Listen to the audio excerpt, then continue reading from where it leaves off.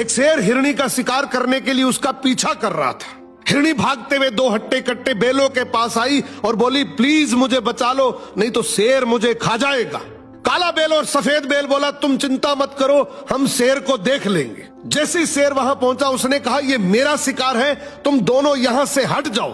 काला बेल बोला, ये हमारी दोस्त है, इसलिए हम तुम्हें इसे कभी नहीं खाने देंगे। शेर बोला, तुम गलत कर रहे हो। सफेद बेल बोला, तुम जो करना चाहते हो करो, लेकिन ये हिरणी अब हमारी सुरक्षा में है। शेर बेबस होकर वहां से चला गया और सोचने लगा, इन बेलों को अलग कैसे किया जाए। तभी शेर ने लोमड़ी को बुलाया और कहा, कैसे भी करके इन दोनों बेलों को आपस में लड़वा दो।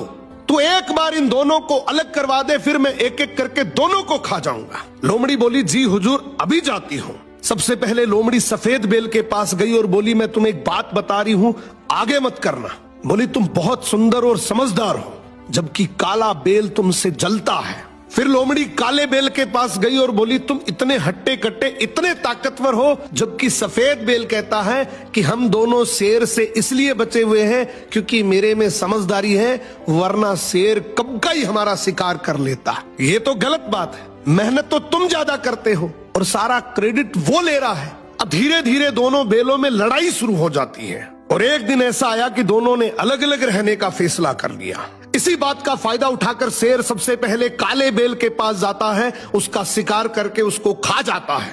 अब लोमड़ी कहती है, हुजूर, सफेद बेल भी जंगल में अकेला घूम रहा है। शेर तुरंत उसकी तरफ दौड़ता है और उसे भी अपना शिकार बना लेता है।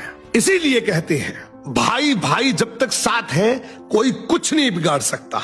और जैसे ही एक दूसरे से अलग हुए, हर गली नुक्कड़ पर ऐसी लोमड़ियां बैठी हैं जो उस अकेलेपन का फायदा उठा सकती है।